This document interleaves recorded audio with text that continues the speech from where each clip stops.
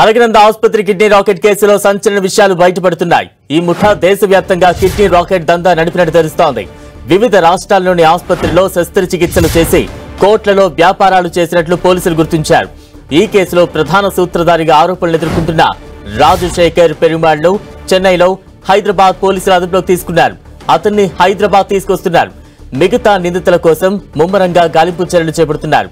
హైదరాబాద్ సహా ఇతర రాష్ట్రాల్లోనూ నిందితులు కిడ్నీ మార్పిడి ఆపరేషన్లు చేసి కోట్ల వ్యాపారం చేసినట్లు తెలుస్తోంది. ఇప్పటికే అదుపులోకి తీసుకున్న 9 మందిని మరోసారి విచారించేందుకు సరూర్ నగర్ పోలీసులు న్యాయస్థానంలో కస్టడీ పిటిషన్ దాఖలు చేశారు. వైద్యారోగ్య శాఖ అధికారుల పర్యవేక్షణ సరిగా లేని చిన్న ఆసుపత్రుల్లో ఈ అక్రమ ఆపరేషన్లు కొనసాగిస్తున్నట్లుగా పోలీసులు గుర్తించారు. ప్రాథమికంగా కొన్ని నగరాలు ఆసుపత్రుల జాబితా సేకరించిన అధికారులు నిందితుల ఆచూకీ కోసం యత్నిస్తున్నారు. అక్రమ కిడ్నీ మార్పిడిలో కిడ్నీ దాతలు, గ్రహీతలు, వైద్యులు, పారామెడికల్ సిబ్బంది, ఆపరేషన్ జరిగే ఆసుపత్రి ఇలా అన్నింటినీ నిర్ణయించేది ఏపీలోని విశాఖకు చెందిన పవన్ అని రాచకొండ పోలీసుల దర్యాప్తులో తేలింది. విశాఖలో నిందితుల కోసం గాలిస్తున్నారు. పోలీసులు అక్కడికి చేరుకునే లోపు నిందితులు పరారైనట్లుగా విశ్వసనీయ సమాచారం. నిందితులు విదేశాలకు పారిపోయినట్లు అనుమానాలు వ్యక్తమవుతున్నాయి. 2023 విశాఖ కిడ్నీ రాకెట్ కేసులో పవన్ అనే నిందితుడిని అరెస్టు చేశారు. ప్రస్తుతం రిమాండ్లో ఉన్న 2 వైద్యులు, పారామెడికల్ సిబ్బందిని లోతుగా విచారించేందుకు కస్టడీకి తీసుకోవాలని పోలీసులు నిర్ణయించారు. నిందితుల కస్టడీ కోసం సరూర్ నగర్ పోలీసులు కోర్టులో పిటిషన్ దాఖలు చేశారు.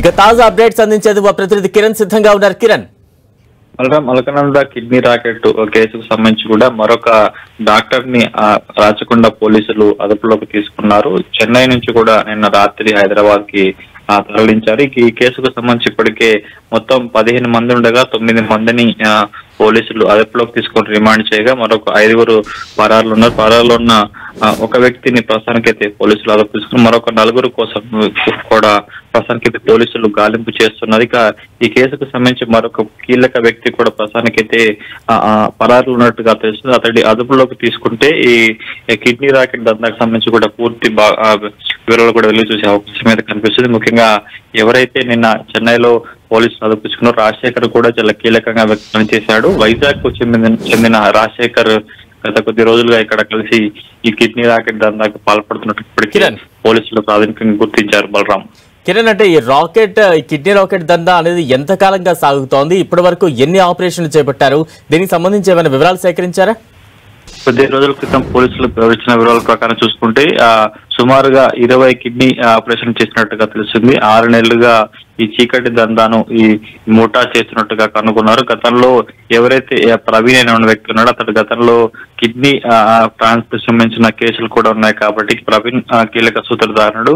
సుమంత్ అనే వ్యక్తికి సంబంధించి కూడా ఇతడు ఇక్కడ హైదరాబాద్ లో హాస్పిటల్ కి సంబంధించి కూడా కీలక పాత్ర పోషిస్తే ఇక కిడ్నీ సంబంధించిన మార్పిడి కావచ్చు, ఎవరైతే అమాయకులు తీసుకురావడంలో కూడా మధ్యవర్తిత్వం వహించడంలో ప్రవీణ్ తో పాటు అటు రాజశేఖర్ కూడా కీలక పాత్ర పోషించినట్టుగా తెలుస్తుంది. కాబట్టి ప్రస్తుతానికి రాజశేఖర్ తో పాటు మరికొంతమందిని అదుపులోకి తీసుకోవాల్సింది. ప్రస్తుతానికి అయితే రాజశేఖర్ పోలీసులు అదుపున్నాడు. అతడు చెప్పే వివరాల ప్రకారంగా ఈ దందాకు సంబంధించి ఇంకా తెర వెనుక ఎవరైనా ఉన్నారా లేదన్నా కూడా వెలుగు చూసే అవకాశం అయితే కనిపిస్తుంది.